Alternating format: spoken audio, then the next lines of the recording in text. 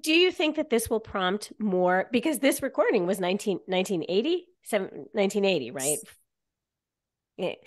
Do you think that this will, 42 and a half or 9 months years ago. Yeah. yeah, we, this every time, in our show, we're an Where 80s did the time podcast. We talk go? about this all the time, but it's still shocking to know to think about how long ago it really was. But do you think that this will prompt more like a re-release of post of like a girl in trouble or never say never, that there will be demand for later recordings? I don't know. We'll just have to see.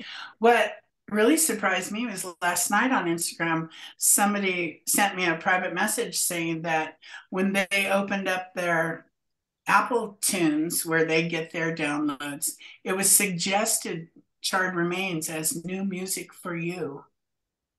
And he was like, wow, that's great. Because that's another perk of record store day is issuing the single, And so the next single is going to be Guards. So that's going to come out in like another week or something like that. What was Chart Remains? I mean, when was that? When you wrote that, or what is that all about? And where were Well, honestly, I just like the phrase charred remains. And a friend of mine who ran a record store for many years in Hollywood called Vinyl Fetish, Joseph Brooks. Anyway, he was a theater person up in Humboldt County where I was living before I moved to San Francisco to go to art school and, put the band together. Anyway, he used to play Patti Smith and turned me on to all this music because he, got New York Rocker magazine and all this kind of stuff. Anyway, where was I going with Joseph Brooks? Oh, so he did a theater piece called Charred Remains. And I didn't ever see it or anything, but he'd made t-shirts. So he used to wear this t-shirt and it had Charred Remains written on it. And it, it just kind of came to me. And then I started writing lyrics that don't necessarily have to do with Charred Remains, but I was sort of a big believer in that sort of beat automatic writing, free verse kind of writing. So let the song or the poem tell you what it's going to be about just in the writing of it rather than planning out, verse one, verse two, pre-chorus, chorus, bridge, whatever. Well, I didn't understand any of that what was as it? a writer.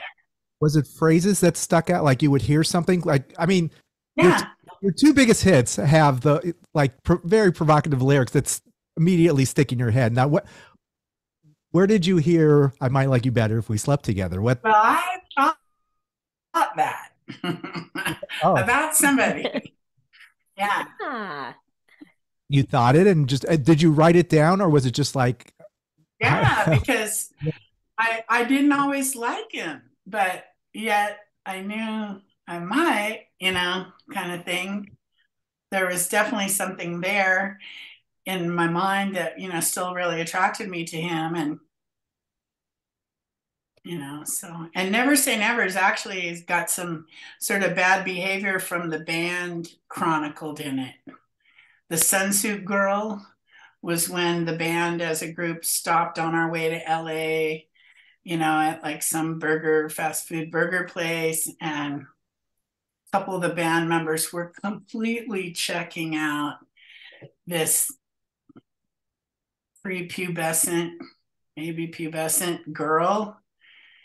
And I really didn't appreciate it. I felt like it reflected really badly on me that they were ogling her so heavily.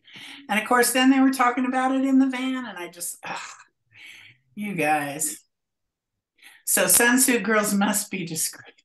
Is Yeah. sort of how yes. that's where that line came from.